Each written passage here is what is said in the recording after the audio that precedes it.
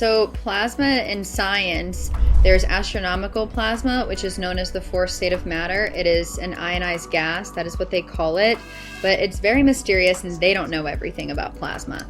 There's even something called the plasma universe model by Hannes Alfvén, I think from the 60s or 70s, which basically is a universal model where we don't need dark energy or dark matter, and it all works just on plasma. And it makes up 99.9% of our visible matter universe. You've said before that plasma will reveal its secrets to those with a pure heart. What does it mean to have a pure heart when you enter this space? You have to be grounded in the earth energy, which is our human home, to work with the cosmic energy or the plasma energy. So that is huge. Grounding, embodiment practices, qigong, yoga, running, soccer, swimming, whatever, dance, that's so important every day to have a practice like that.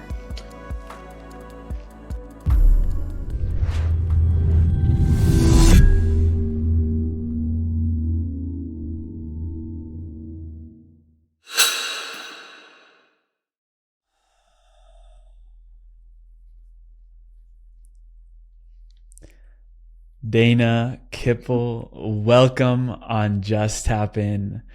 What are you most excited about right now globally and in your life?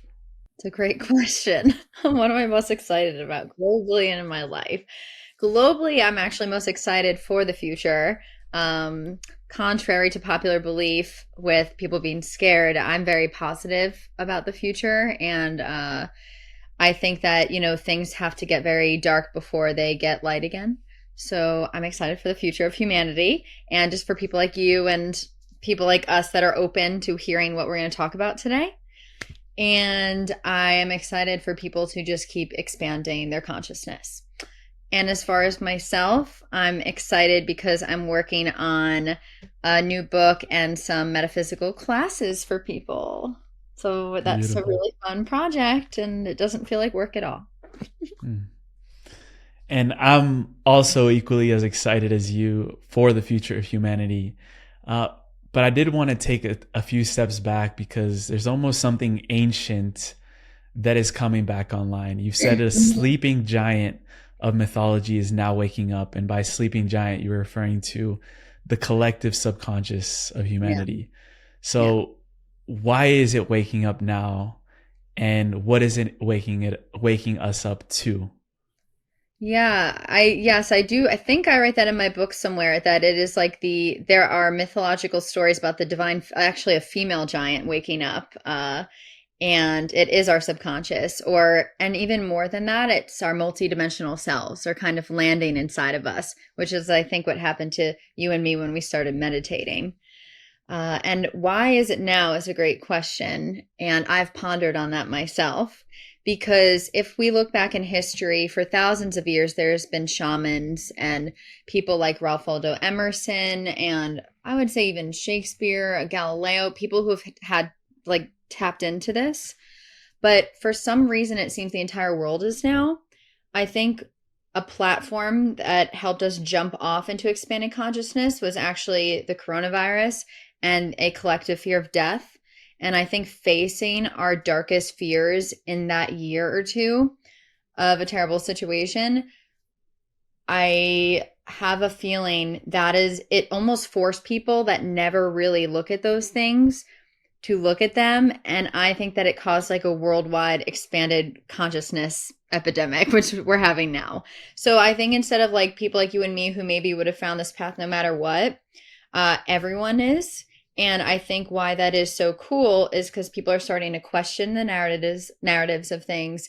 And I think it's also cool because the more people collectively that wake up, the more fast and stronger we wake up to our power. And that's why it feels like it's on turbocharge right now. And we're seeing lights in the sky and all these other cool stuff. Yeah. And I was just on a flight yesterday back from Egypt, and I got the chance to get really ahead in your book. Obviously, it's a 700 pager, which you wrote in just a few months. Yeah.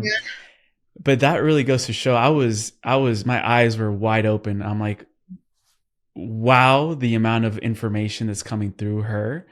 And you call yourself a polymath, and I just want to get a glimpse into your brain of what that means, how you feel your mind operates in that sense of polymath. You're a filmmaker, you've done so many different things in your career.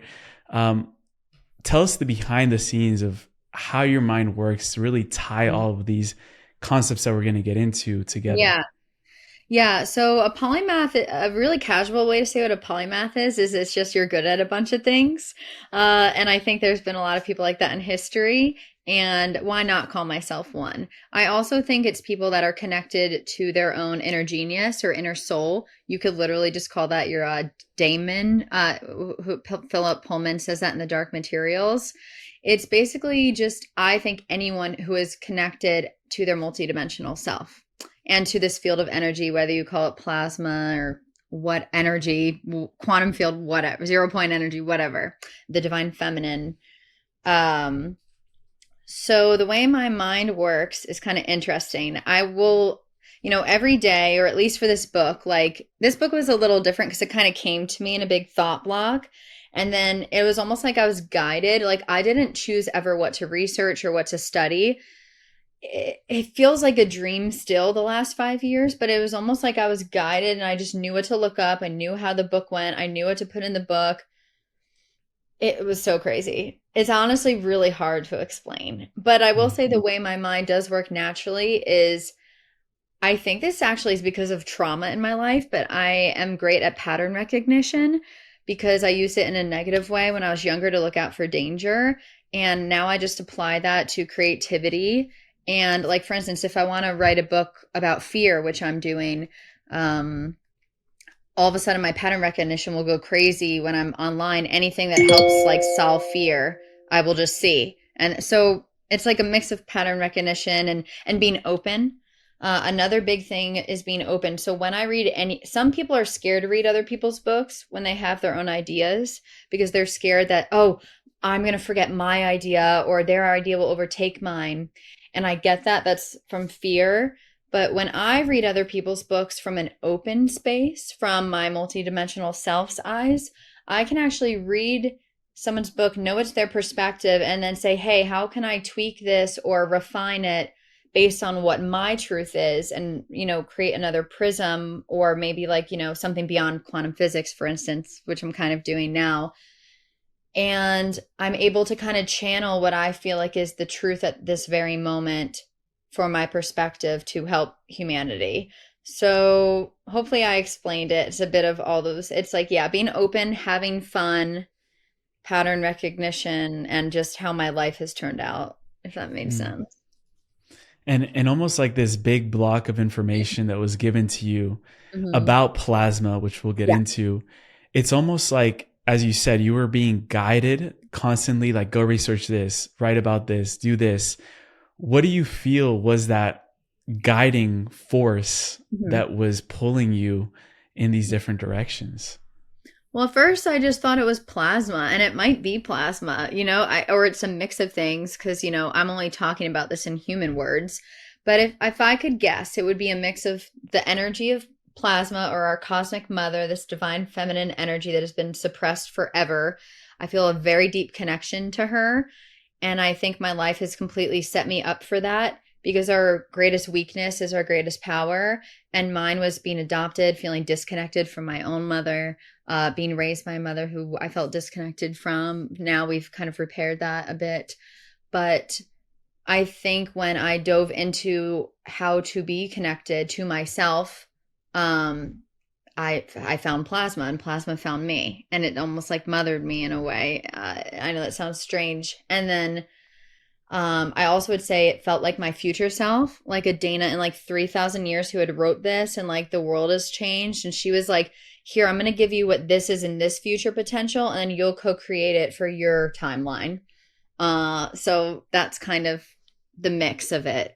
And then a bunch of other kind of energies helping me along, like archetypal energies, like Mary Magdalene's her archetype energy came to me a lot as a white deer named Mitzi. The Baba Yaga archetype has came, and Nana has been the most. Her and Mary Magdalene were the like really two ones that came to me a lot to write this book. Yeah. Yeah.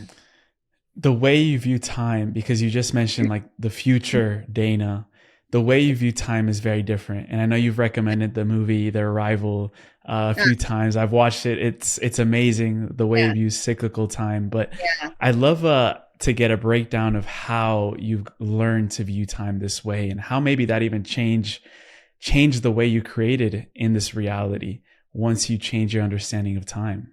Yeah, I think I've actually always thought of time this way, which is so funny, like in my mind.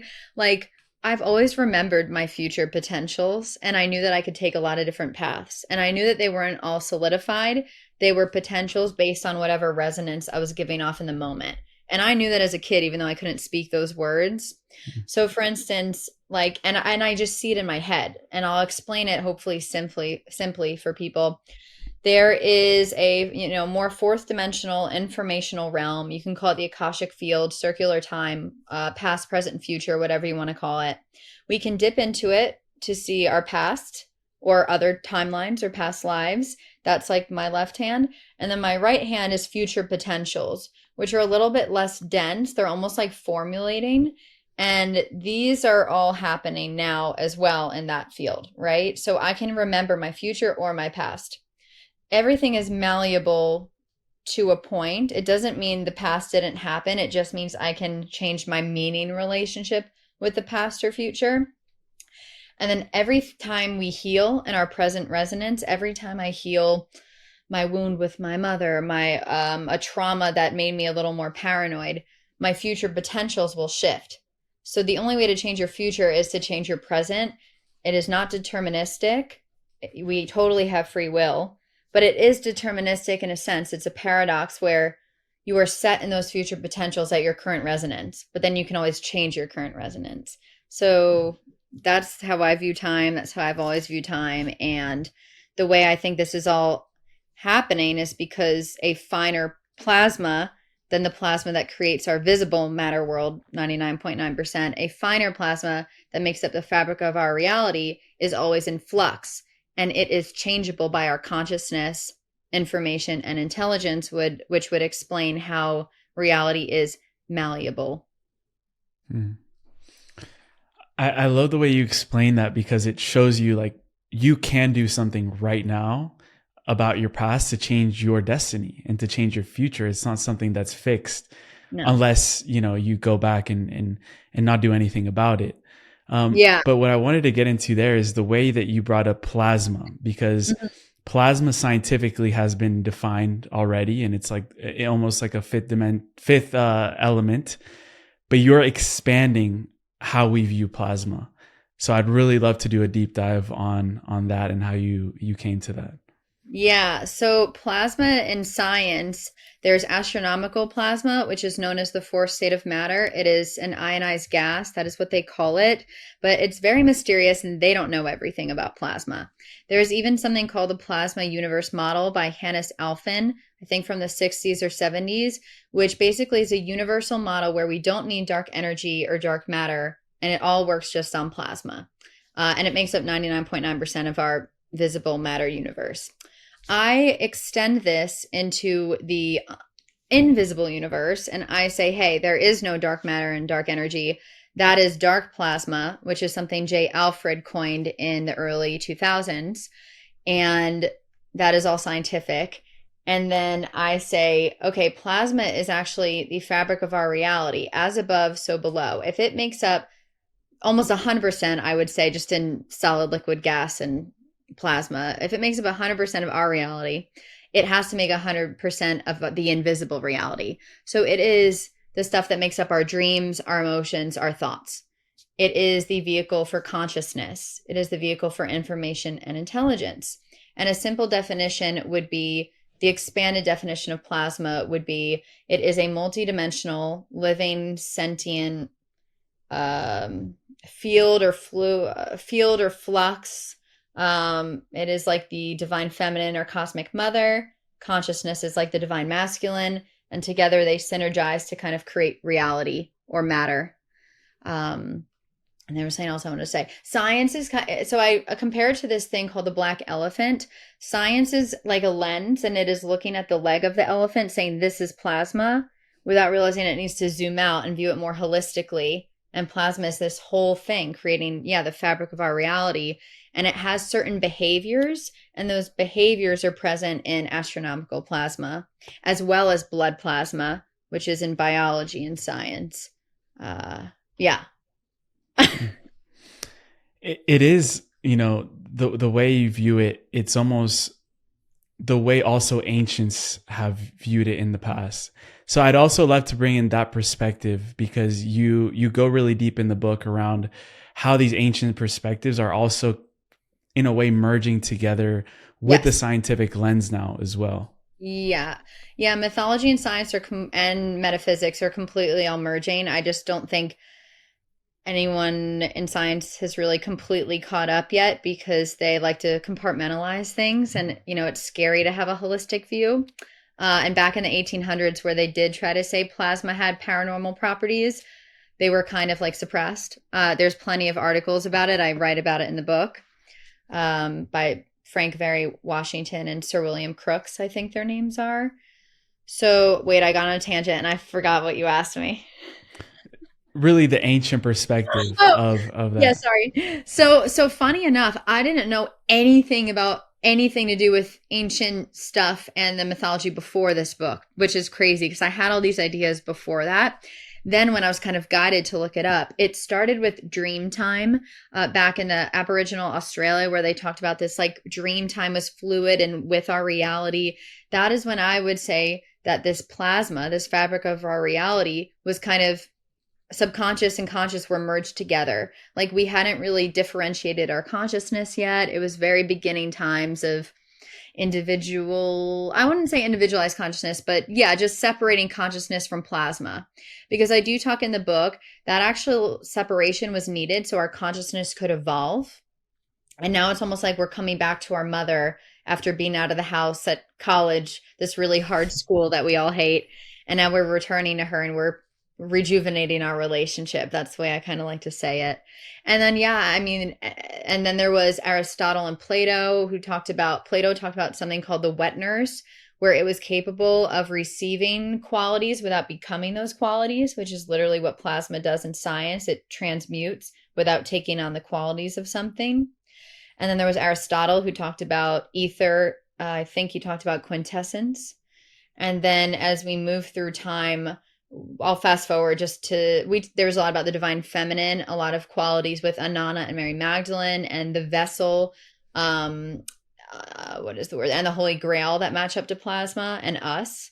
And then fast forwarding to like the 1800s, there was animal magnetism, orgone energy, luminiferous ether, which got disproved, but that was a fluke, all the way up until they named plasma. But it has just been this thing that has snuck by that has been kind of known about in secret circles, but never in the public knowledge. And I think that goes back to where we started the conversation of like the subconscious is waking up and we're remembering, because you said that you didn't learn any of this information.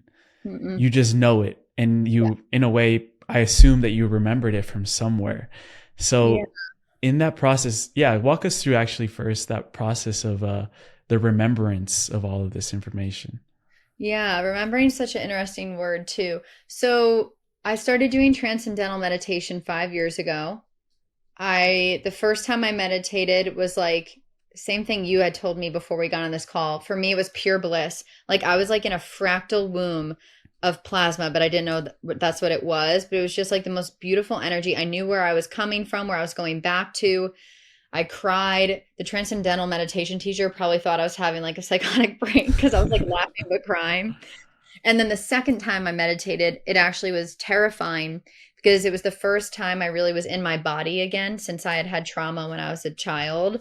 I had always kind of severed my head from my body connection from then on. And then the third or fourth or fifth time, one of those days, because I did it every day, 20 minutes a day, twice a day, I just like woke up out of this meditation, or it was trailing off towards the end. And I don't remember if I drew an infinity symbol or I looked at one. I think I drew one on a post-it note and I wish I had it. But I wrote down like plasma is intelligent. It is the vehicle for consciousness. And I thought I didn't know it was happening to me. I started looking it up. And I saw that Robert Temple was coming out on a book on plasma intelligence the next year. And he had just had a, like an article about it. And I was like, oh, someone else is talking about this. And then when the book finally came out, it was so affirming to everything I've been saying. And when I got that thought block or just knew it, it's not like I thought it was a thought block. Like it, once again, so hard to explain in human words, but I just knew all of this. And I also knew I was special, like every human is special, but that I had to let every other human know they're special too, and just how much power we have inside. And I knew that my perspective was one truth of many, and that you could call it whatever you want, but plasma, the word plasma would unlock it in maybe ways we haven't unlocked things before that could bridge us into like a beautiful future of like less machinery technology and more like systems technology with like soft matter and just like a more optimistic solar punky future. And that it was like my destiny to kind of talk about this. And then I refused to talk about it for the first like 2 or 3 years because I was embarrassed and thought it was not cool and thought no guy would like me because I was talking about something so weird. And I was like, I want to be a famous actress. I don't want to do this. And then like nothing was working out in my career. And then eventually I was like, oh, and I made like a like this book like literally 4 years ago. I wrote that I was going to write this, and I made like a fake cover and everything. It was pink. And eventually I was just gave in. I surrendered. I was like, okay. And I think also I had a very big fear of being killed because I think in our society, in Hollywood subconsciously and in the news, they show people who share information that is maybe novel or new as being killed. And it's like we forget that there are so many people who invent new things that don't get killed.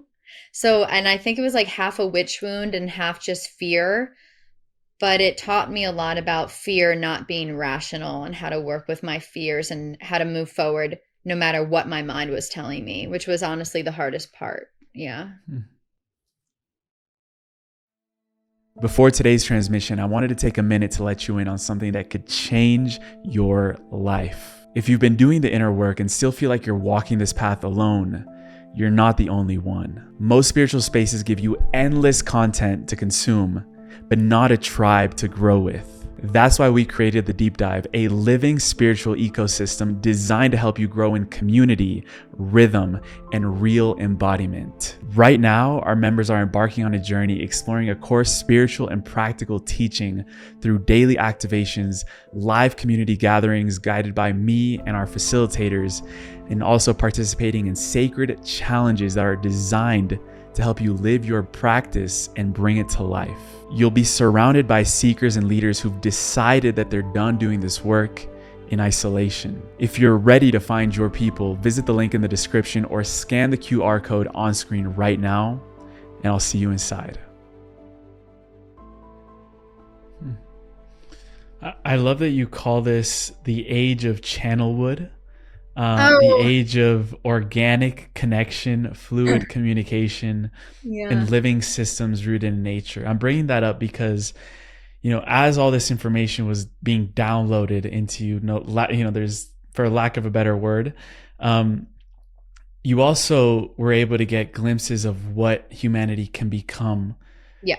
Reconnecting, or in a way that nature, that inherent nature connected to plasma was always there, and what we could become with that.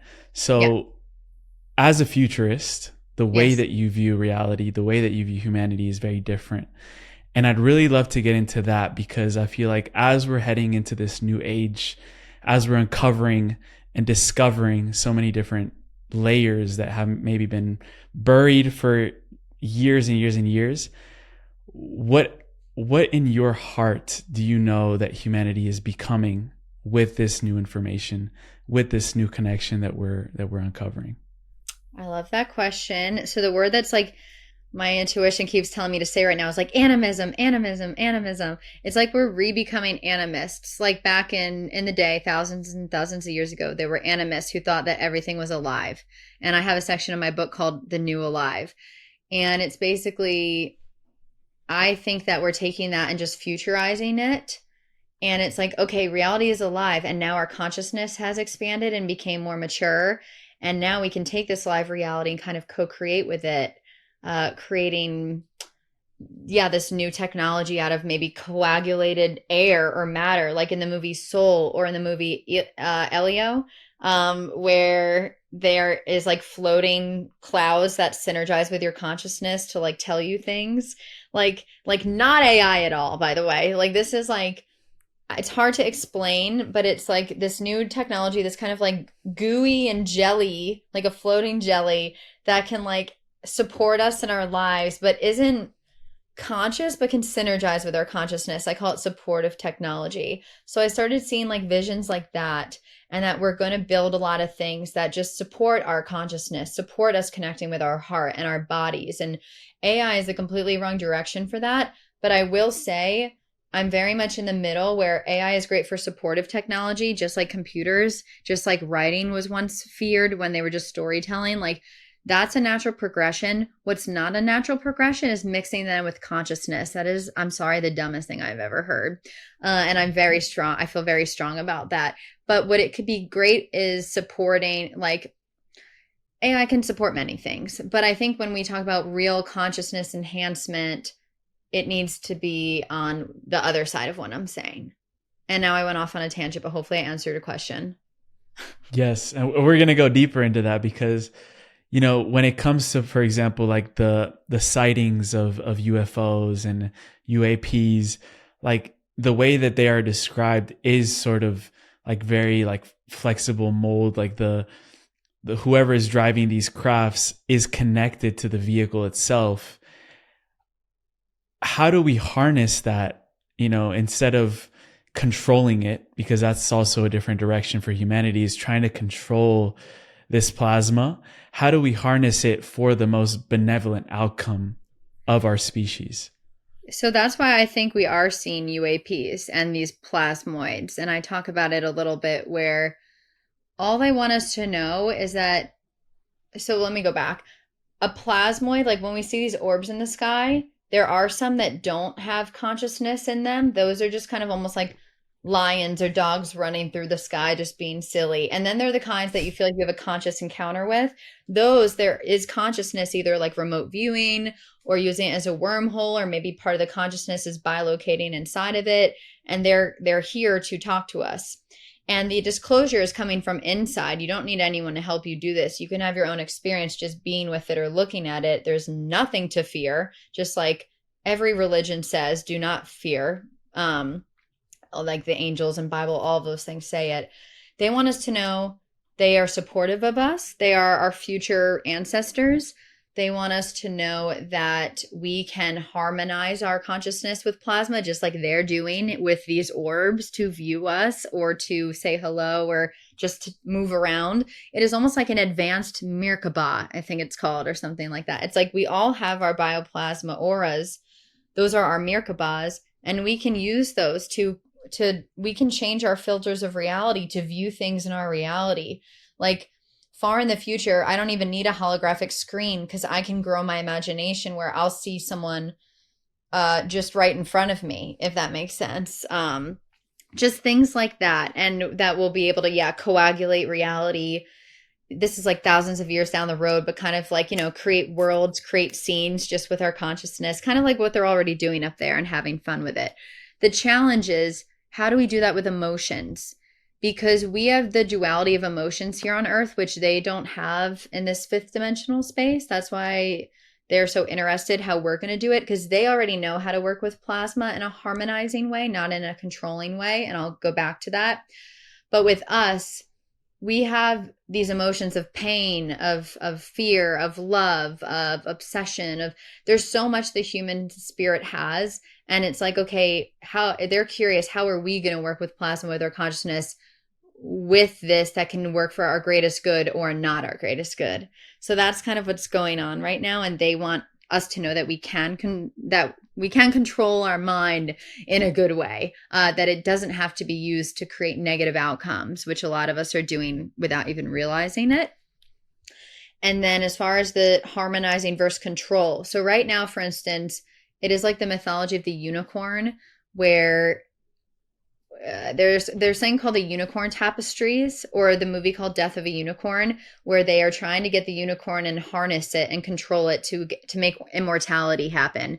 They were chasing the unicorn, and the unicorn is plasma. It is this cosmic divine presence that heals. When the unicorn in the tapestry dips its horn in the water, it cleanses the water. Plasma cleanses water, and plasma cleanses the air of carbon. Anyone can look it up. It is literally the unicorn. It is undeniable that that is just an anthropomorphism for plasma. And the people harnessing and capturing this unicorn, this is a warning that we should have known a long time ago. And the person that made those is anonymous, which I find really interesting too. And their initials are AE, kind of like ether, which is kind of funny because plasma is like a living ether. And we're also making that mistake in fusion. Sorry, everyone. I know that's like a $1 industry and everyone will hate me, but it is dangerous. And there are ways to create free energy and power that plasma can show us without capturing and controlling the unicorn. So many other ways. And we're not too far gone in it. We can still make that change, but we need scientists and engineers to please listen to that call, because that is like a desperate call from plasma telling us to stop doing that. Otherwise we would have fucking figured it out. We started that like 50 years ago. Why have we not figured it out, guys? Like, oh, if fusion happened for 24 hours. Oh, like, just stop. But there are ways to harmonize with it, with our consciousness, like I already spoke about, or we can harmonize with it in other ways to create these new energies. And if I knew all of that, I would obviously be a billionaire. I'm still diving into that. And I think there's a reason that I haven't totally gotten into that yet. You've said before that plasma will reveal its secrets to those with a pure heart. What does it mean to have a pure heart when you enter this space? Yeah. So, and I'm saying this as a recovering drug addict, having a pure heart literally just means being your authentic self and wanting benevolence. Those are the two things. And being playful and not being attached to outcomes. Those are all pure heart qualities. You can make so many mistakes. You could even think the worst thought. We all think the weirdest thoughts. That's human. Like, never have shame for that. Even if you littered once, like, yes, that's bad, but like, I've littered, I've killed a spider, like, I did bad things to my addiction. Like, plasma does not care about any of that. Plasma, I mean, it cared about your intention at the time, and I probably got some like bad feedback from the world for that. And I wouldn't call it even maybe karma, maybe not karma, but I got feedback for those decisions. But once you're aware of these things, your current resonance is all that matters in every moment. So you could just try to be your best every day. It's like plasma's like a grandparent. It lets you make mistakes. It still loves you. You're never going to get punished. You might, get some feedback from the universe informationally or something. I forgot your question again, but yeah. You mentioned the word playful right there. And one thing I wanted to bring up was that you've also taught that when plasma and consciousness come together, you get the divine child. Where does the divine child fit into this whole equation? Yes. And I wanted one more caveat to the last question now, because I remember being grounded is a huge part of it. Because to be in your heart energy, you have to, and I learned this at Monroe Institute, but also kind of through my plasma stuff, but they reminded me of it. You have to be grounded. There's a quote by Virginia Woolf, I am rooted, so I flow. You have to be grounded in the earth energy, which is our human home, to work with the cosmic energy or the plasma energy. So that is huge. Grounding, embodiment practices, qigong, yoga, running, soccer, swimming, whatever, dance. That's so important every day to have a practice like that.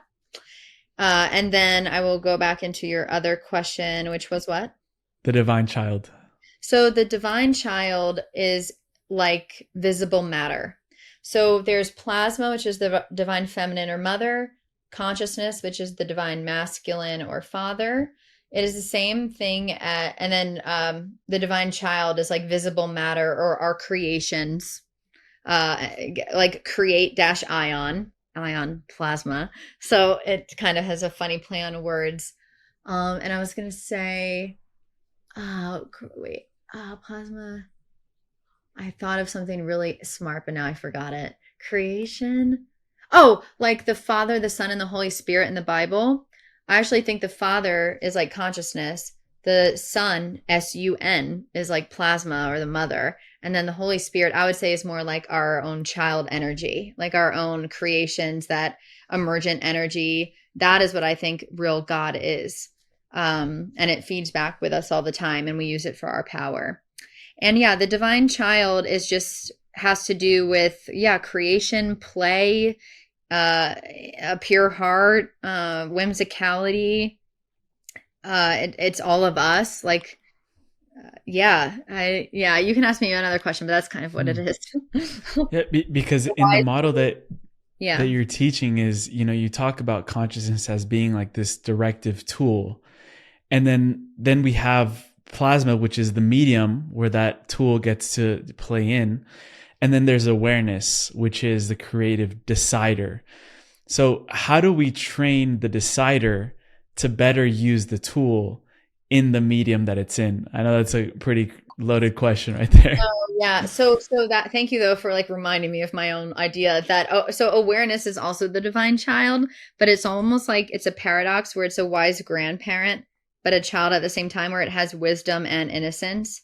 And that is awareness. And you can bring down that wisdom, merge it with your innocent intention, and then create with plasma consciousness synergy, which is what I call it, which is how you co-create your reality, kind of hand in hand with your higher self. And if you're not plugged in your higher self, you might just be like a little more in survival consciousness, but it doesn't mean you can't create reality. Um, and how awareness, there's many ways to train awareness to use these tools better. There are people like Marty Spiegelman who talk about the tools of awareness. She is a Harvard graduate. She has a really good course called Shamanic Consciousness, which really like helped me kind of learn more about indigenous wisdom and the tools of awareness and nature and our connections with our heart. You can go to places like Esalen Institute, Monroe Institute, just expand your consciousness really, because the more awareness you have, the better on like what this reality really is. And then some ways that you can literally do for free at any, well, this way is maybe not free. I'll say this first. The most important one, I think, is therapy. Like whether that could mean like talking with a trusted friend. That could mean talking with a somatic therapist, internal family systems. Know thyself. The best way to train your awareness is to know thyself, know who you are. And that can be a mix of meditation, embodiment work, and therapy. But if we do not uncover our traumas from this life and all our past lives, that will rule our subconscious. And awareness needs to be able to play in the realm of the subconscious. And if that subconscious is covered in fear and limiting beliefs and trauma, awareness will be blind. It's like wiping the gunk off the lens. Like if you have all that trauma, you don't have any control over your plasma conscious synergy filters or your consciousness, or it's all very subconscious. And it doesn't mean you can't be successful. It just might mean you might end up successful and miserable, or like successful and empty. There's plenty of people who use these tools without calling it what I'm saying. But I think that is how. And there's other tools in my book, like creative imagination, negative capability, like states you can get in to kind of work with your awareness, or what I call your multidimensional self or higher self, while you're here on this earth, to use these tools in cooler ways. And I don't even think we know the half of it. I think, for instance, I think everything I'm saying can just expand and be built upon. And when I dive deeper into this, I think more will be revealed, just as to everyone else. Like your unique magic will be revealed the more you dive into yourself. Mm. And if we look at plasma as being the all-encompassing field, the medium that we're in, and you've also explained that this plasma has a sort of sentient quality as well. It's not just like we're imprinting our consciousness and sentience and Yeah. creating whatever we want inside of the plasma, No. but it also co-creates with us. And that's an Yeah. idea also from a lot of ancient traditions and religious traditions. So Yeah. how do you see it in that way as a co-creative Yeah. medium? Yeah. So At first, I thought it was just plasma and it was imbued with the Well, this is true. There's two ways to think about it. They're the same though. Plasma is sentient, not conscious, meaning it is differentiated from consciousness, which allows it to be the vehicle for consciousness, a cosmic mirror where consciousness can experience itself. But it has sentience, which is more like body intelligence or an intuition that Mm. is not logic. It is more like right brain, subconscious. It is tied to survival instincts, which is why if it's not being used in the correct way, it can cause extreme paranoia or, going crazy even at times. Um, and there's two ways to explain it. It's either you could say it's imbued with this benevolence from this fifth dimensional place or God, or that it's imbued in kind of an intelligence itself. And it does hold memory. So it does hold the memory of all of your timeline. So it can kind of help you make better decisions when you're plugged into it. But as far as the actual like mysterious intelligence within it, I think that comes from that fifth dimensional space. Almost like if you picture plasma in the center as this moldable clay, I'm molding it with my human hand, and then there's my higher self molding it. And together is how you really mold it. That's when you really start co-creating with your awareness, with your higher self, with your multidimensional self. So that's the way I see it. So yes, it has a sentience and an intelligence where it does hold the memory of you, the memory of the cosmos. But I would say its actual intelligence that could appear conscious is really coming from these consciousnesses behind the screen, if that makes sense. Mm. These are the plasmoid or the higher dimensional beings that are wrapped in this layer that people might see as like an angel. Yeah, let's go deeper into that actually, because that's a really interesting topic. Yeah, so if we do picture that plasma intelligence, the subconscious, which is just, what I call four-dimensional plasma, is just this middle layer, this bridge for our higher selves or these interdimensional selves, or just these selves, these beings, plasma beings, I call them, from other worlds to visit us. They have to go through this fourth dimensional layer to get to us.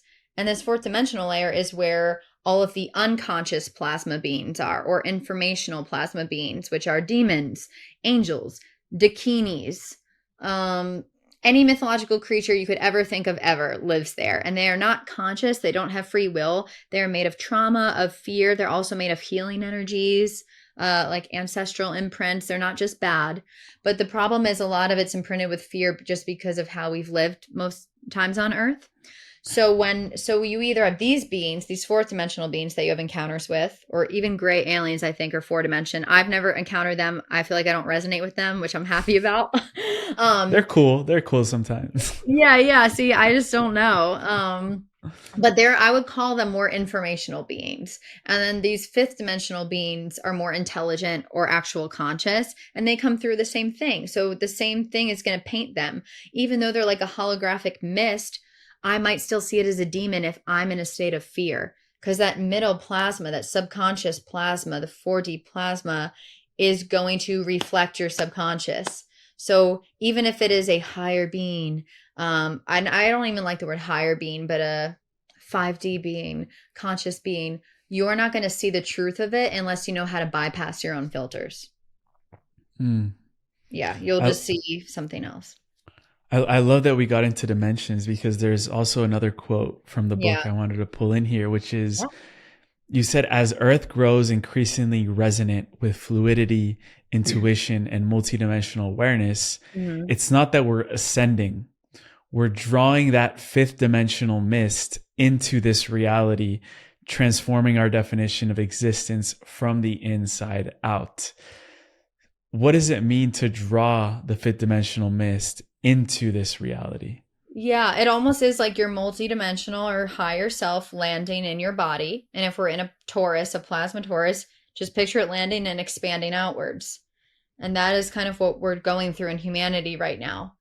And with that expansion comes fear and comes tension, because we're expanding, just like when you go to the gym and your muscles hurt. So I think a lot of people right now, I feel like one of my purposes is to let people know, hey, like, I know you're scared. I know this kind of feels weird, but I promise most of you are not going insane. And, we need to really be cognizant of healing our trauma, making space for our feelings, expanding our own energetic field so we can hold this 5D mist, because it is a lot. And it's like the Icarus and the sun thing. Like if you touch it too quick, it will burn you out. Like, so we have to be very aware of our own bodies and expanding those to contain this fifth dimensional mist. Mm. And that fourth dimensional layer, I'd love to understand it a bit deeper, because it's almost like what has been created by all of humanity. Us, we created those, scary, fear-based beings.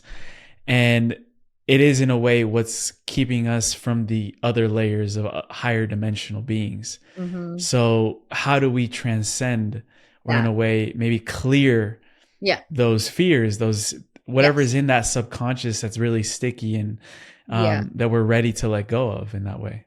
Yeah, and so the very important thing is that that 4D layer will always be there. It is literally our intelligent clay, but it's stuck with that gunky fear. So all we have to do, so easy as individuals, is know thyself, heal thyself, and have more fun, and make space for our feelings, and have a new relationship with fear where we don't even name it fear. There's this wonderful teacher, Gangaji, who takes you through this meditation. She's in Ashland, Oregon, where you meet fear and you realize that we named it fear.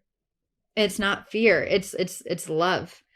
And that glue, that plasma has been totally misconstrued because its power scared people. I mean, sometimes our powers scare us. Fear of being seen, fear of success, fear of failure, fear of other people, fear of connection, fear of vulnerability. Like those things even make me anxious talking about it. So it's like until all of us individually heal those things, the collective subconscious will stay in that lower vibration for the most part. And it's not like that happens with everyone. Like, for instance, when I feel in a very happy state and, I have healed a lot of stuff, it doesn't mean you'll be 100% healed ever. Maybe I'm able to use that creative clay to have beautiful experiences and to see past the filters. And I don't think it's a one size fits all thing. Like when I had terrible trauma and was grieving, I saw right past those when I got all those plasma ideas, right? But there's some weird thing where you have like extreme grief where you almost see the truth. I don't know how to explain that. I would love to look more into that. But the difference is it's not grounded, and there's danger of spiritual bypassing. So yeah, there's a lot of nuances when we go into these spaces. And I would love to talk about it further. Yeah. When it comes to, I know you see a lot of things through metaphor, through mythology. Do you feel like there's any mythological story or metaphor that most clearly represents what humanity is going through right now? That's a good question. I'm trying to let it just come to me instead of pressuring myself to think of one. Mythology metaphor for what humanity is going through right now. Like right now. Okay, not the next stage, right now. I mean, Anana's coming up for me, so I'm just gonna go with that. So Inanna was a goddess, queen of heaven and earth, I believe. I would also call her a goddess of resurrection, of death, birth, and rebirth. There is a legend or story. So her tablets are on the Sumerian tablets, which are some of the first stories ever created on Earth before the resurrection of Jesus and all these other people was Inanna. And Inanna backwards actually means cloud of God or cloud of Yahweh, which is like literally plasma. So Inanna is extremely connected with plasma. And in this tale, the descent of Inanna, she goes down to hell to meet her dark sister Ereshkigal, which is really her shadow self, I would say. And her shadow self is crying out, and she is so mad at her, and she hangs her on a meat hook. It's so gross, for like 3 or 4 days, and Inanna is dying.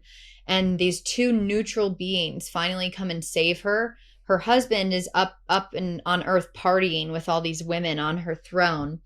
And Inanna finally gets saved by these two like sexless beings. It's a really weird story. And then and I'll explain why this is it. And she comes up back to Earth, and then Earth starts to be fruitful again and grows plants again, because when she was gone, it became more barren. And she catches her husband.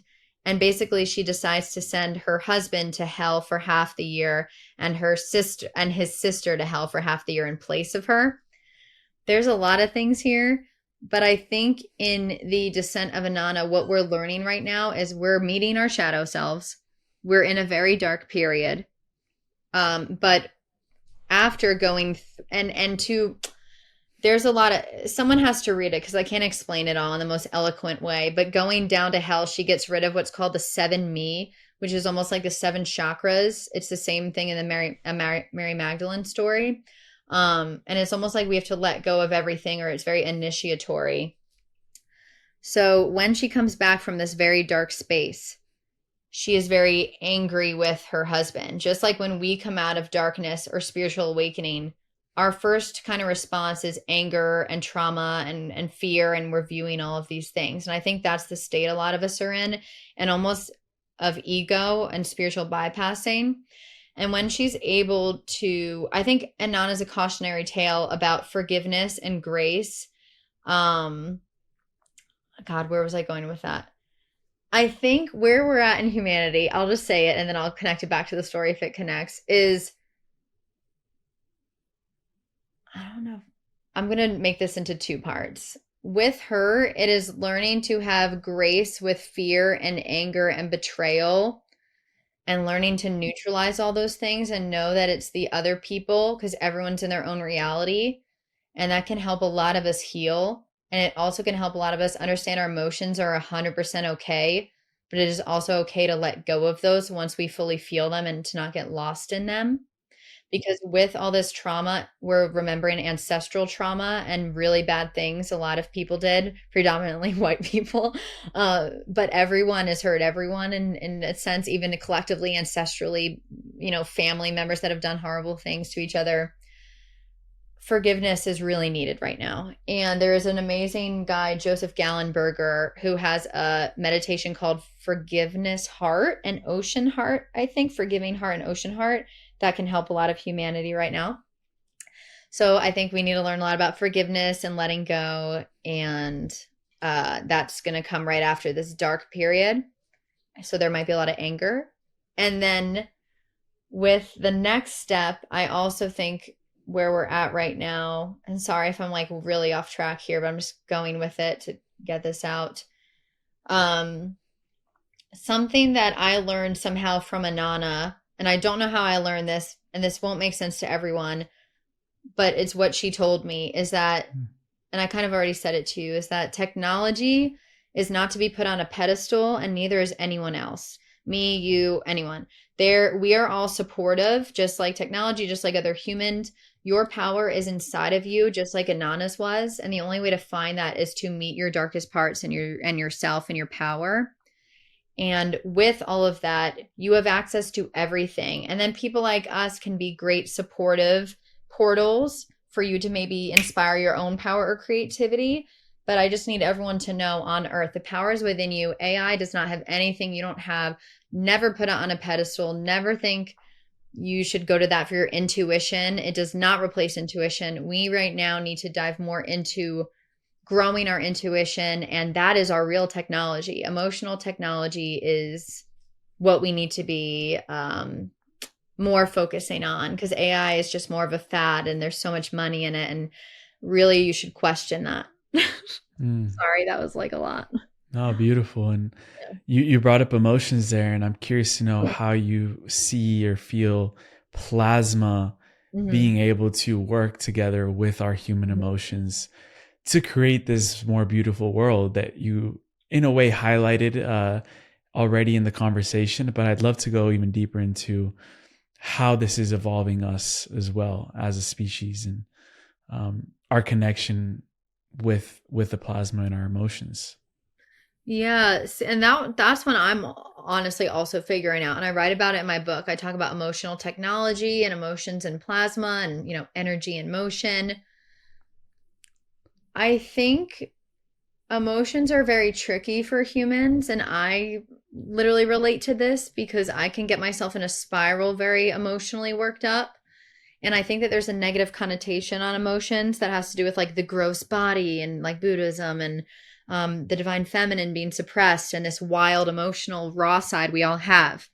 And Mm. I'm seeing a lot in media right now that men are like embracing their emotions more, but some men are scared to because they think it's not attractive, which is like such a fear and not true at all. Um, but I think there is a way we're going to learn to feel our emotions, which is actually really just our subconscious and more of this 4D plasma, these waves in plasma. They each have names and feelings. And we're going to almost learn how to use those to co-create reality instead of to falling into them and victimizing ourselves. So I think we're still going to always feel all these emotions like grief and love and excitement and anger and sadness just because we're human and that's the human experience. But right now, when I feel them, for instance, I can fall into them, they become my truth. And then without knowing it, I actually co create like negative things in my life a lot of the time, or things that I'm very attached to or obsessed with, or um, there's going to be ways to almost like witness but still feel emotion, which, these higher beings, I wouldn't say feel emotion like we do in the same way. They have more like lighter feelings of like awe and curiosity and unconditional love. And I'm not fully like set on this either. This is saying I'm still, but hopefully you're like subconsciously understanding, even though logically this is very hard to understand. The makeup of our emotions, the plasma energy of our emotions, we're going to learn to harness and not, I don't like the word harness, to harmonize with and use more and more that energy, that heart energy. There we go. To, which is what Monroe Institute calls it, to co create reality. So with each emotion, there will almost be a way to attach different aspects, how we can co create reality with that emotion, which we haven't fully like unlocked yet. And emotions are also the way to get to your future potentials, which is not new. Like Neville Goddard talked about this, like feeling is the secret. Feeling when you're I hate the word manifesting because if I manifested everything I wanted 5 years ago, I'd be miserable now. And with the same boyfriend, Mm. like turned out to be a douche. So I don't love manifesting because I don't think we always know what's best for us. So I would say more following your emotion every single day, following your feeling just day by day, not thinking about making something in 10 years unless you really feel it in your heart and soul that it's good for you and you know it's not coming from like an attachment or childhood place. All you have to do is go with your emotions and feelings every day and be present, and you will end up in a reality beyond your wildest dreams. And emotions are what bring you to those beautiful future potentials. They are like the anchor you cast out and you can pull yourself there. But Yeah, the yeah. magnet. Yeah, their magnetism, yeah. Mm. Yeah. And how does the heart energy then harmonize with the plasma energy? Yes. So I would even say it's like the same thing, really. Like heart Mm. energy, plasma energy. Um, like there's plasma as the fabric of our reality, and then our heart energy is what I would call plasma consciousness synergy. It is just the individual's power or mechanism to mold reality with. It creates the toroidal field around us, and it starts with our heart. So it's about bringing energies down and up, and creating reality with it. And Monroe Institute, that's actually how they teach how to do psychokinesis, like bending spoons or healing people. I call it plasma energy. They call it heart energy. Literally same thing. Or plasma consciousness synergy. I also call it plasma intelligence because I just love to complicate things, which I think is pretty obvious by now. But yeah, when we're in this energy, it almost creates a portal or like a third space. So anything you interact with, if you're a plasma bubble and you interact with another person, another thing, everything has a toroidal plasma energy around it, just like in animism, how everything's alive. You create a third thing, a Vessia Pisces. And that creates almost like a wormhole or a portal, this third plasma intelligent space. When you're in your heart energy, you're in the subconscious and you can actually change the conscious reality.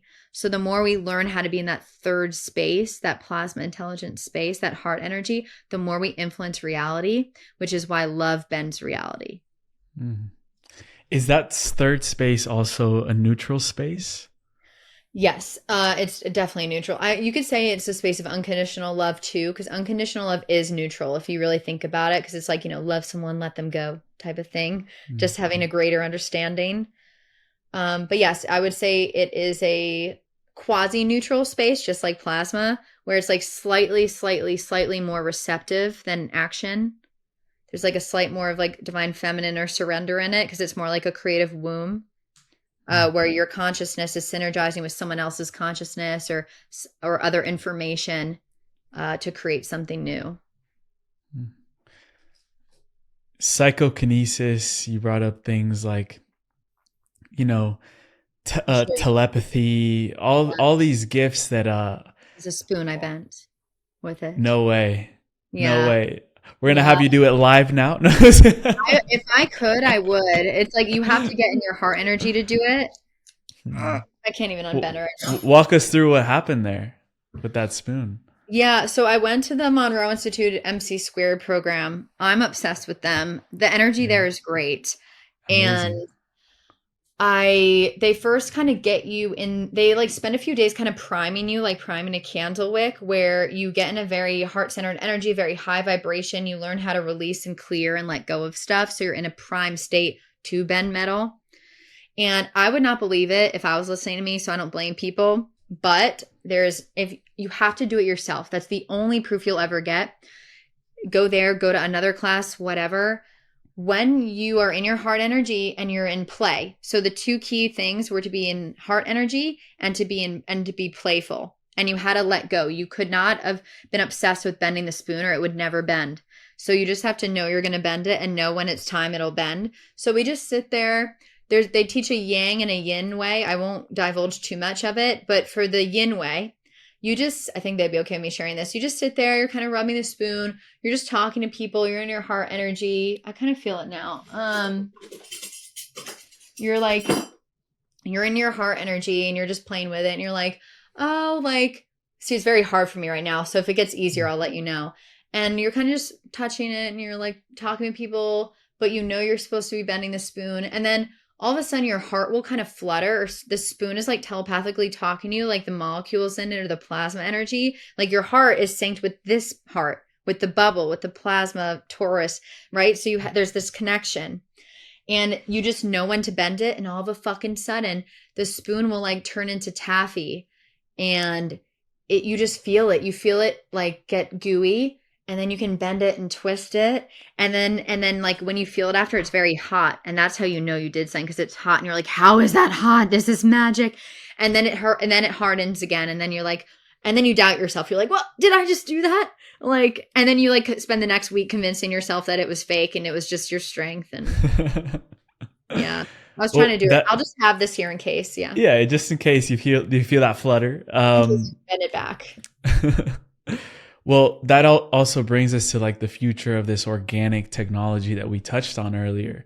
How do you see this small micro example of bending the spoon into the technologies that we might create and manifest down the line? Yeah, so I know that there's some kind of like, what do they call it? I don't even know if they say this, but there's some type of ionization event when you're bending metal. And that's the same thing in material science with like there's like certain ionization properties or like plasma behaviors that happen when you can shapeshift metal, like Lockheed Martin has patents for it. And it's just showing that reality is malleable based on their consciousness. Like even in Lockheed Martin, I think this is true, that they in like super secret aircraft programs, they know about this metal bending with consciousness thing, and they were worried that the shape-shifting material of the plane could be bent by consciousness, so they had to put in fail safes to make sure the metal wouldn't bend based on the plane driver. So this is a very real thing. And I think if that can happen with this, which is a plasma but also material, just think about how that maybe could happen once we learn how, or it's revealed how, with the plasma reality, with our air. Even in Alchemy, there's a poem. It's somewhere in my book. I wish I remembered it, but it talks about how the secret, the magic is in the belly of the air. And there are new plasma propulsion systems that literally are just using thin air to create plasma propulsion and ionization events. There's something all connected there, and in the belly of the air is where plasma can be created out of thin air. So there's something with that and bending reality and impacting reality and creating these new systems and tools. Yeah. Why do you feel Nikola Tesla was silenced in what he was discovering? Yes. I think a few things are weird. I think Nikola Tesla was literally working with plasma. I don't think I know that. That's scientifically provable, but he called it radiant matter. And then there was another thing called radiant energy. And I don't remember if I put that in my book, but it was very fascinating when he talked about the radiant energy, because that's what I think is what I'm telling you about, the heart energy or God energy, or what I call emergent energy or plasma energy that we kind of create. And that was very silenced. And then there was the radiant energy and radiant matter. Yeah. So the radiant matter I think he was working with was plasma, which was more used for like free energy and stuff with technology. I think he was suppressed because not only is that was a matter of national security, but that would have completely ruined like oil and gas. It would have ruined electrical. I mean, every rich person, especially JP Morgan, who had like interests in collecting money from America, were very scared. But I think, once again, this just shows how strong the fear in America is. Instead of being scared, why don't we use our smarts to think, okay, like you guys can profit off this, but like maybe profit a little less. And how do we create a society where we're not killing the earth? Even if you want to charge for energy, stop killing the earth. Like there's ways. It's just we're so stuck in our ways. And like, I don't know why. Like it makes no sense to me. But yeah, I think he was just suppressed because he was really onto something. And I think I would have been suppressed if I talked more about how to make stuff machines with it, but I'm not going there right now.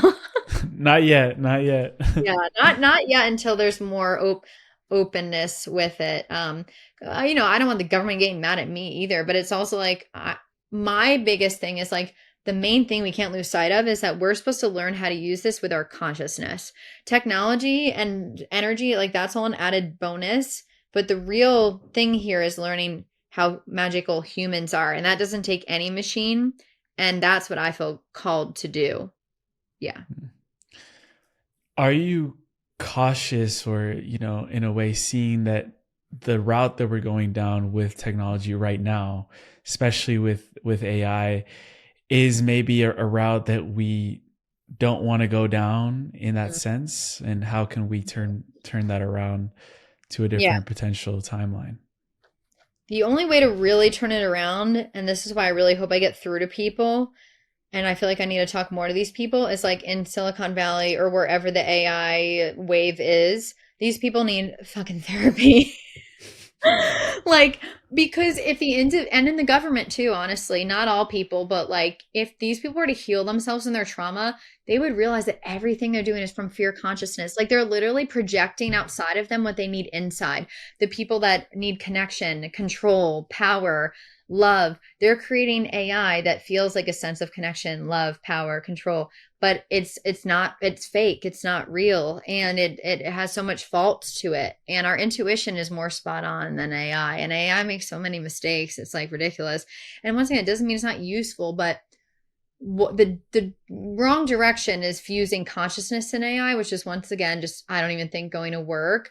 Like our awareness, our intuition with AI, and like robots with our conscious, like all of that. Why?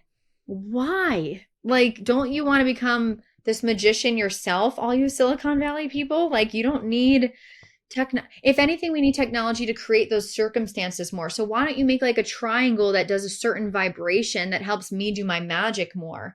Why don't you create like an environment that we walk into a room and it can change the frequency of the room? Like, put your energy towards cool, nourishing soul stuff, not this like AI that like is supposed to replace our intuition and like it makes it, but it makes so much sense because once again, it's a projection of like what they're missing or like what they think they can get outside of them, but they don't realize they can do it like inside. Yeah, I see. Yeah. When you've tuned into those future potentials and why you're so optimistic about where we're headed, what do you see us, deciding down the line, rather than what we're doing right now with technology.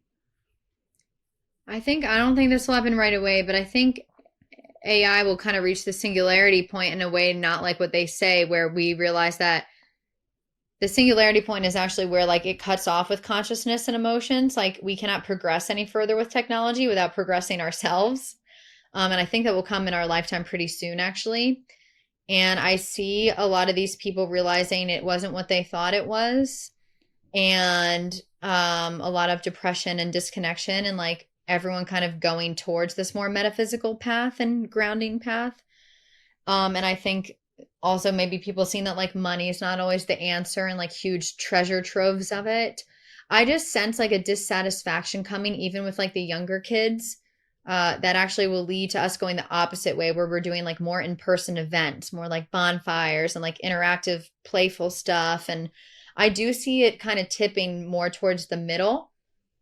I feel very positive about that. And I think in the near future, maybe it'll get worse before it gets better, but I think they're already realizing that there's just like you can't have like a conscious AI just in a computer like they're thinking.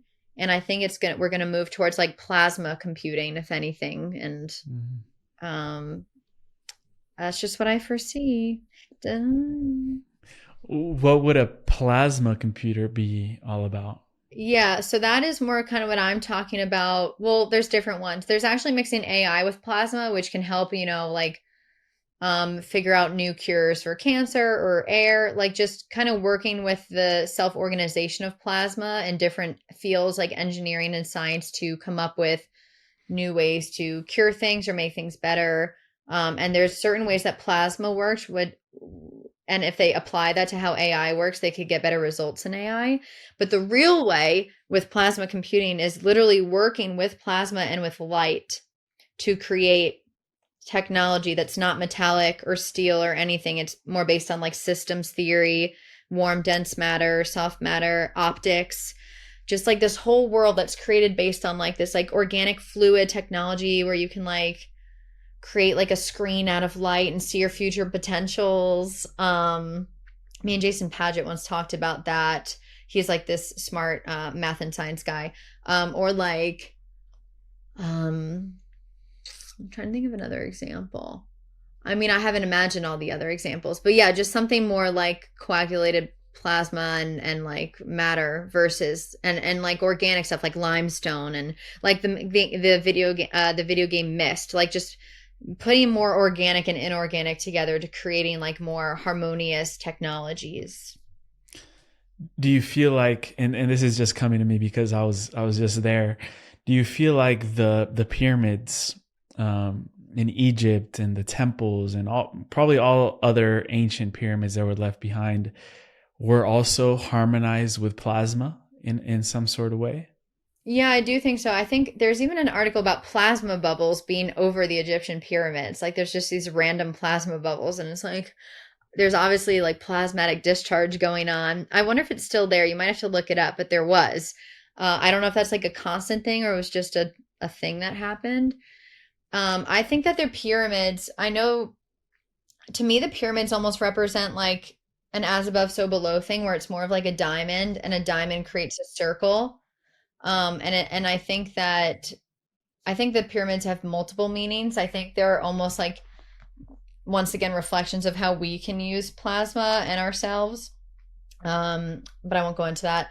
And then I think they're what you're saying. Like, I think they maybe generated certain frequencies or sounds that created plasma effects, which is how maybe anti-gravity was created to, build the pyramids, stuff like that.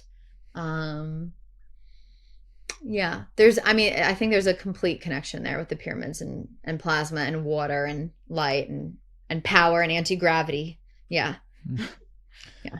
Because almost what I'm getting at is that plasma isn't something like oil or gold that we have to extract from the earth. It's just something that's always been there. And the question there is, if we don't have to extract this from anywhere, we don't need any machinery, like any oil pumps to bring it out of the earth, how do we then use it in ourselves and in all the living conscious beings that are around us as well. I think it's like remembering to look at nature as an example, like a star. Like a star is like a natural fusion processes. That's what we're trying to do with fusion, which is why it should work.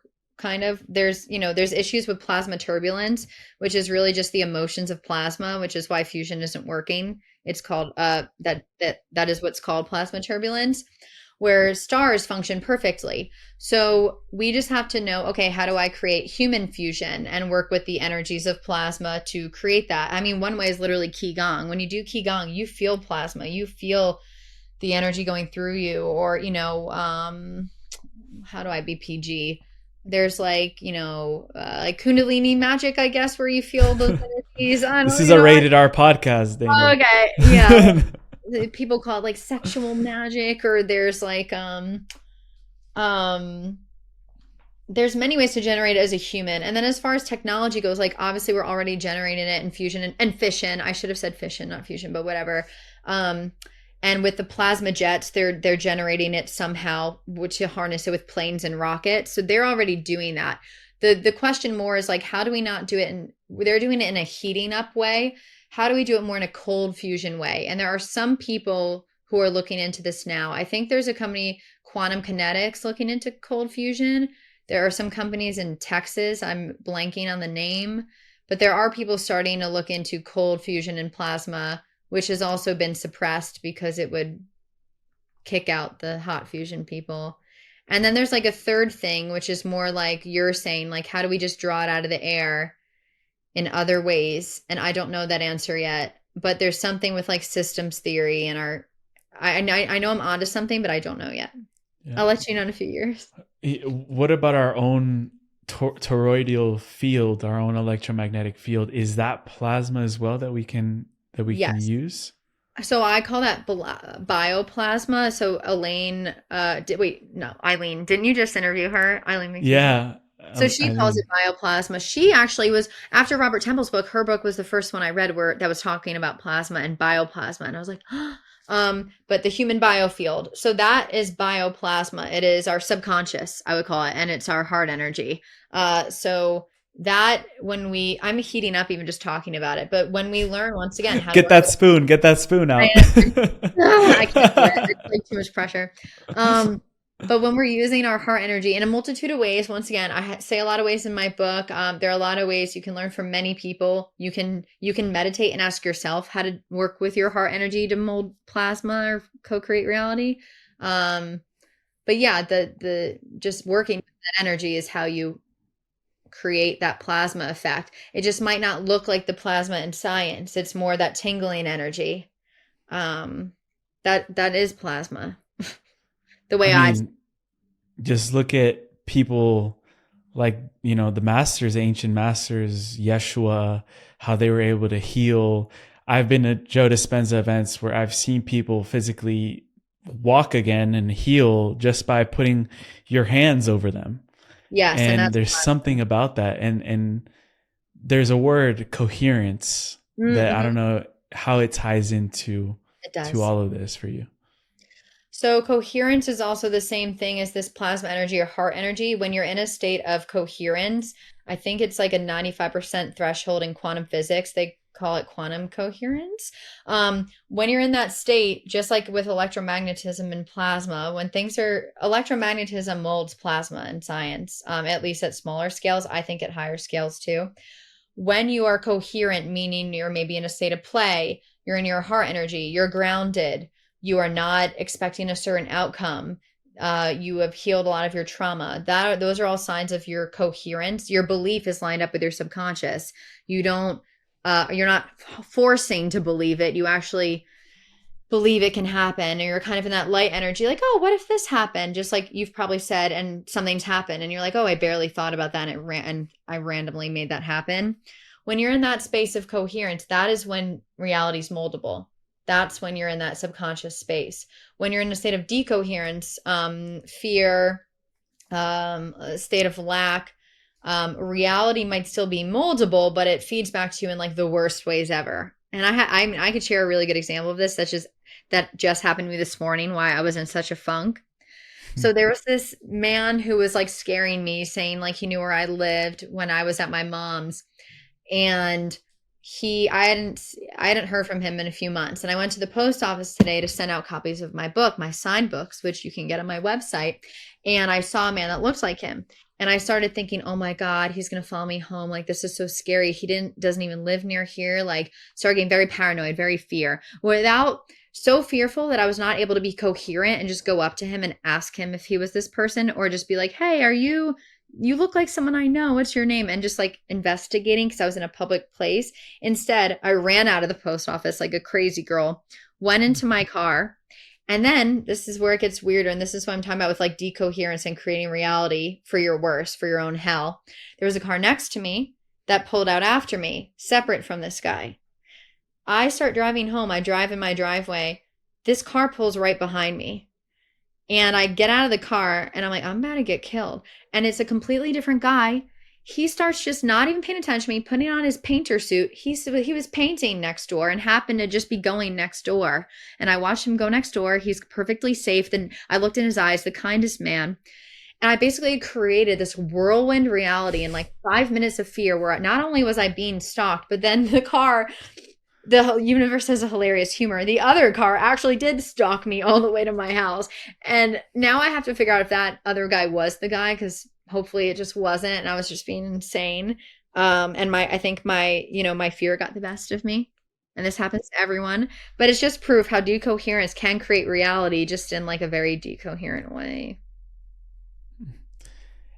And by coherence, then, from Yeah. turning that around, would you change the belief? Would you change the thought patterns and emotional states that you're in to create that whole new reality? Yeah, so like this, I mean, this is a very real world example. There's like more magical, cool stuff with this, but like we are in a real world. So like if I was in a more grounded, coherent state, which once again I'm working on, which is why I study this stuff, because I obviously have trouble with this. I would have been grounded enough in the post office to go up to the guy, probably figure out it either A, wasn't him, or B, if it was him, then, I could create some kind of action plan. But most likely was not him. I would have known that right away. I then would have been able to go in my car, speak to my heart, speak to my subconscious or my inner child, one of my fear parts stuck in that, four-dimensional plasma, like frozen in time with all this fear from other things that have happened, and been like, hey, it wasn't him.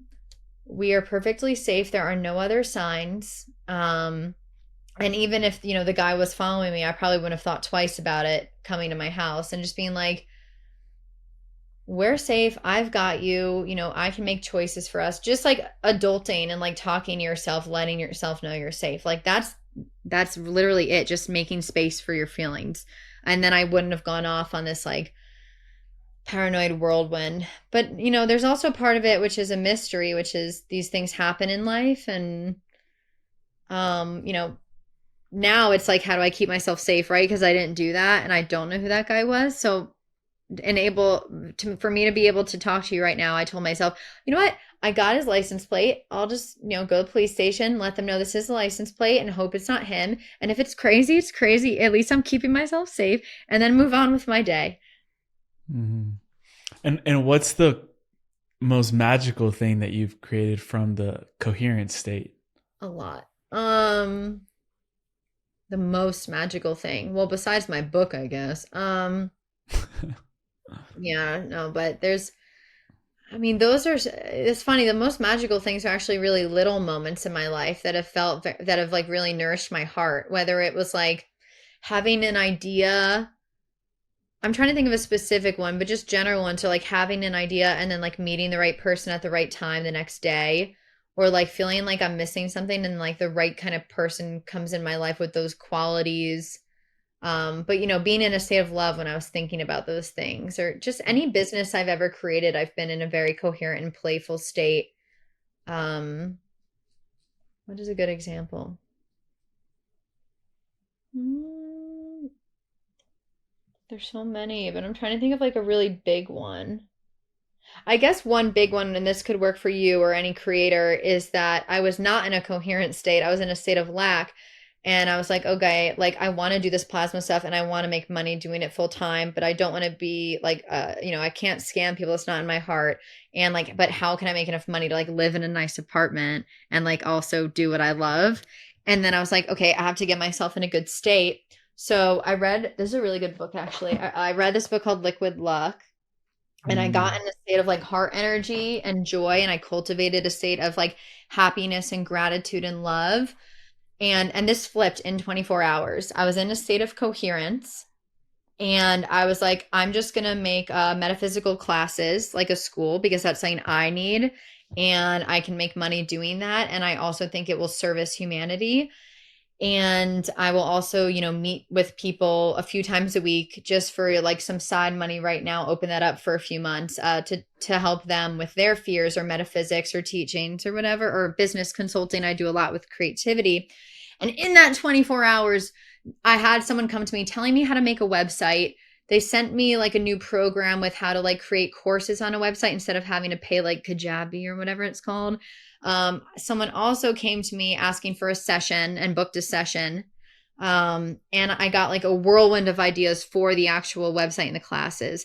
And I attribute that all to being in a joyful state. Whereas 24 hours before, I was like, oh God, I'm going to be in this apartment. I can't afford it. I'm just going to have to bartend, but like I don't drink. So that's like not a good thing. Like just total switcheroo. Yeah.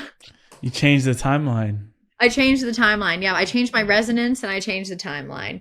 But I'm not a master at this. Like everything I'm telling you, I think I struggle with things and this is why I learn them. I know this all works, but it doesn't mean I don't have my own limiting beliefs that I'm still working on. Right, right. One question that I had for you that I thought was interesting was, is there any question that you would ask plasma right now?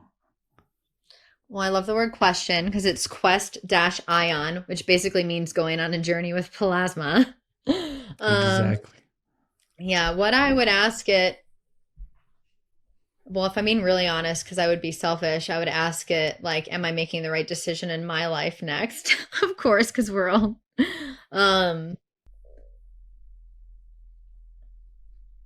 and I think I heard a yes, so that's good. And I think my biggest question is there anything else I can teach humanity and myself about how to have a new relationship with fear and anxiety? Mm. And that's the subject of the book I'm writing. So, Oh, is there anything that comes up intuitively when you ask that? it has a lot to do, I think, with letting go, with knowing that at least for our lifetime, maybe those fear thoughts might be there. Those survival things are not fading away in like a second, but to choose light in the darkness and learn how to cultivate where I put my awareness when fear comes up. Learning how to talk to myself and make space for it, but not drown in it. Um, and yeah, learning just how to reassociate my reaction to fear. But I think the first thing I said was most influential, which I don't remember now because I blacked out. That's what happens when you're channeling. That's what I'll have to rewatch. happens. Yeah, I'll have to rewatch. Damn it, what did I even say? Okay. That happens every time I talk to anyone. That's the mind of a polymath, guys. The mind of a polymath. The mind of a polymath is I'll never remember your birthday because I'm too busy thinking about all this stuff. That's the mind of a polymath. Ugh. Wow. Dana, we end every show with a segment called the final trio. Some questions that we like to ask at the end. Before that, where would you send people to connect with you, with your work, with the book that's coming out? You could probably go to the gym with that book, 700 pages, just do some curls with it. It's a thick one. It's a thick one. It is. This explains just how much my mind has going on, by the way. Hopefully one day my biggest achievement will be writing a simple book. How long did it take you to write that? So I started it actually started it, I would say like December/January. And I finished it with editing included in August. Damn. 8 months. It felt like an eternity for me. It went Right. fast and felt like an eternity. I was in my own dream state for sure. Right. Yeah. So So where people can find it. yeah. Yeah. So on my Instagram, Dana.thealien, or TikTok at Dana Kippel, or YouTube at Plasma Intelligence, there is a link to my stand store, which is just the link in my bio, which has the signed copy. There are a few left. And then there has a black and white and a color copy. And then my website, danakippel.com as well. And you can sign up for my email list, either of those places where you can get the link when it comes out to my upcoming metaphysical classes and school and our Beautiful. in-person events. Yeah. We'll put all of that in the show notes. Thank you so Okay. much for sharing it. And Yes. for this segment, the final trio, the first two Yes. questions are personalized to the guest, and the Oh, last one we ask at the end of every show. So the first one I had for you is, what has all this work around the new force, plasma, ultimately taught you about being human? oh my God, a lot.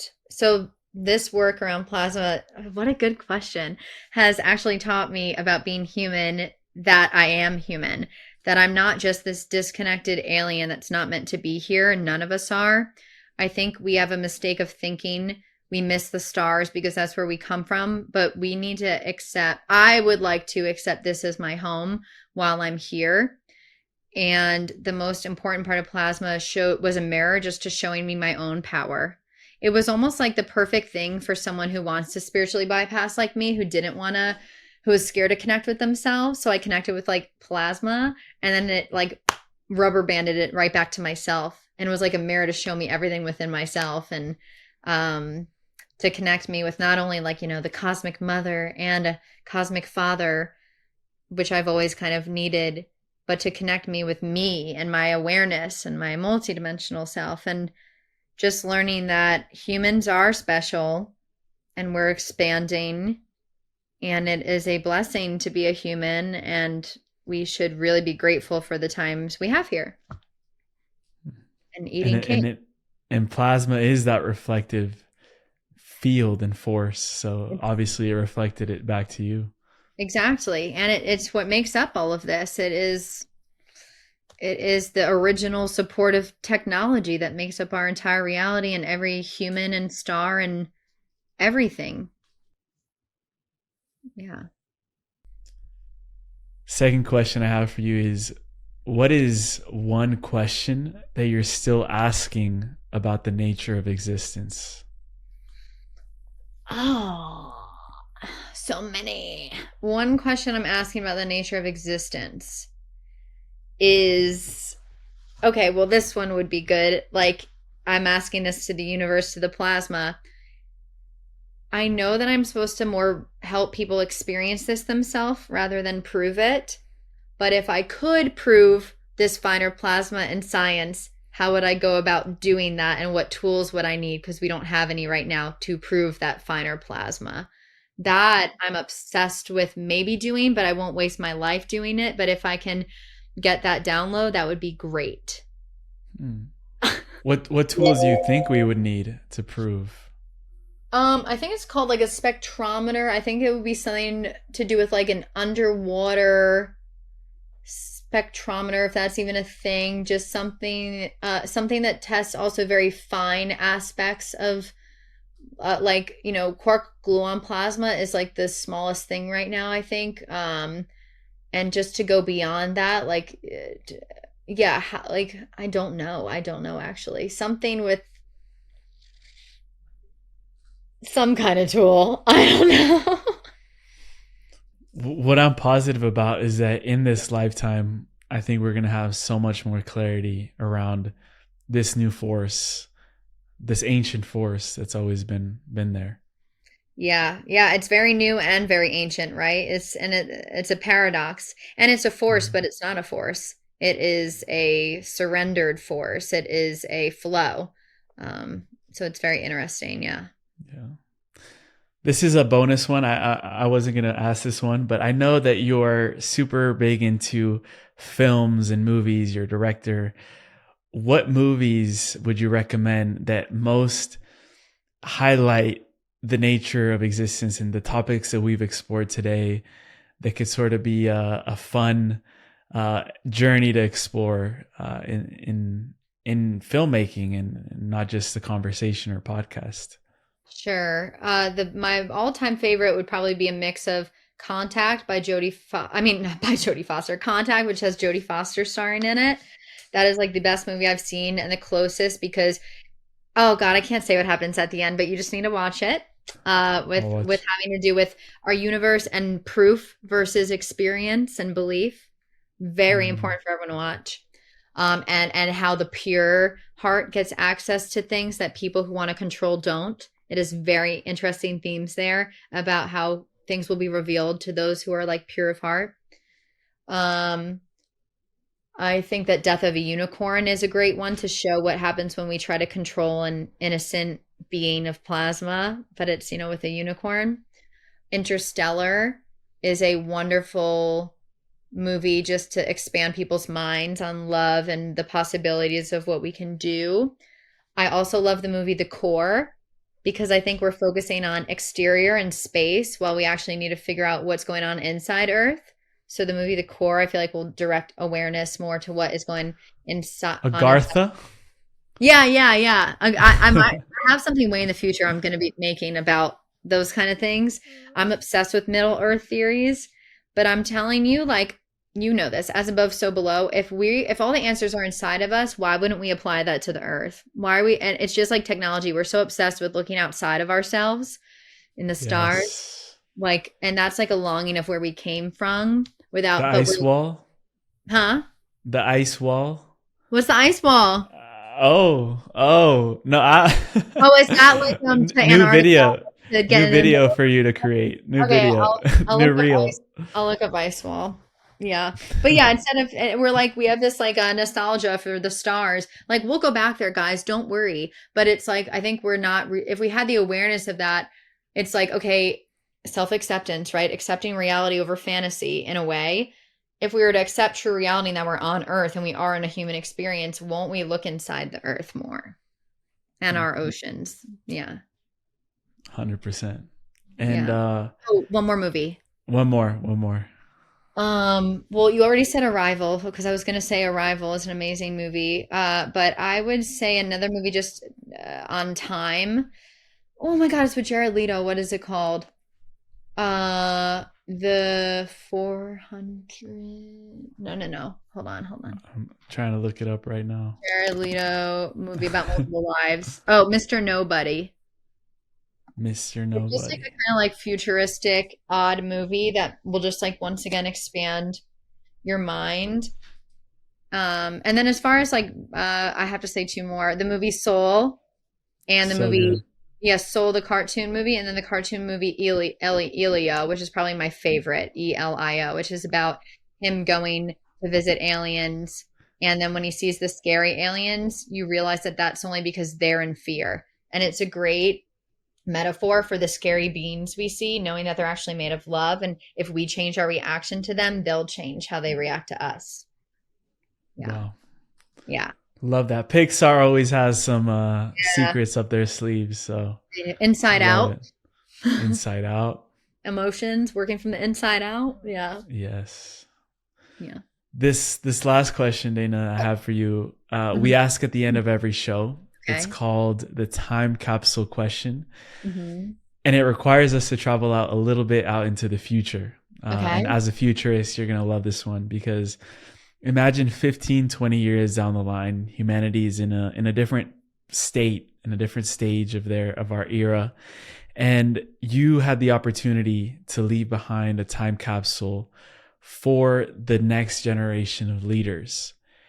And in 15, 20 years, it's going to be the young generations of today stepping into leadership positions around the world. And just like any great leader, they've received great mentorship, great access to resources, information, knowledge, tools, and you had the ability to leave behind something for those leaders for when they were ready to lead. And inside of this time capsule, you could leave anything behind.